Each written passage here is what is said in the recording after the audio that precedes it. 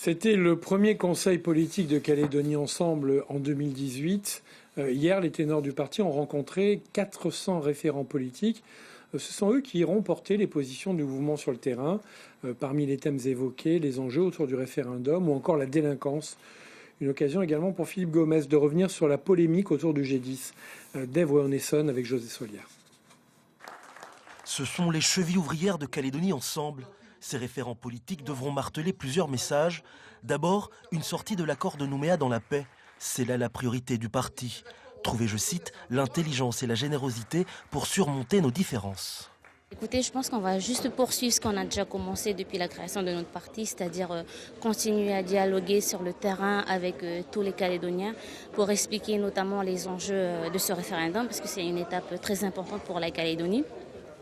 Et notamment de rester au sein de la République et que c'est uniquement avec la paix et avec le dialogue qu'on peut continuer à vivre ensemble, ce qu'on fait déjà depuis 30 ans.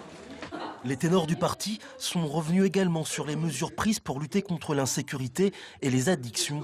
Le plan territorial de lutte contre la délinquance. Je dirais aux jeunes de ne jamais laisser leurs amis ivres ou stone, rentrer chez eux, prendre la voiture parce que c'est le geste qu'il faut en tant que bon ami adopter. Et puis, il y a eu cette mise au point sur le G10. Devant ses référents politiques, Philippe Gomès persiste et signe « Calédonie Ensemble n'a commis aucun impair » et de rappeler que le peuple calédonien a une histoire commune et des valeurs en partage. La démarche dans laquelle on est engagé dans la perspective de la préparation du référendum, rappeler que rester dans la France, c'est essentiel, mais rester dans la paix, ça l'est tout autant. Et indiquer que le dialogue, c'est le meilleur moyen de parler entre Calédoniens, a fortiori lorsqu'on n'a pas la même opinion politique. Ce qui est le cas, puisque, grosso modo, la moitié de la population est indépendantiste et l'autre moitié ne l'est pas. Et donc, rappeler à tous ceux qui ont participé à ce conseil politique le chemin qui est le nôtre pour que le 4 novembre se passe dans les meilleures conditions possibles. Les violons ainsi accordés, c'est maintenant au tour de ces référents politiques de porter les positions de Calédonie Ensemble.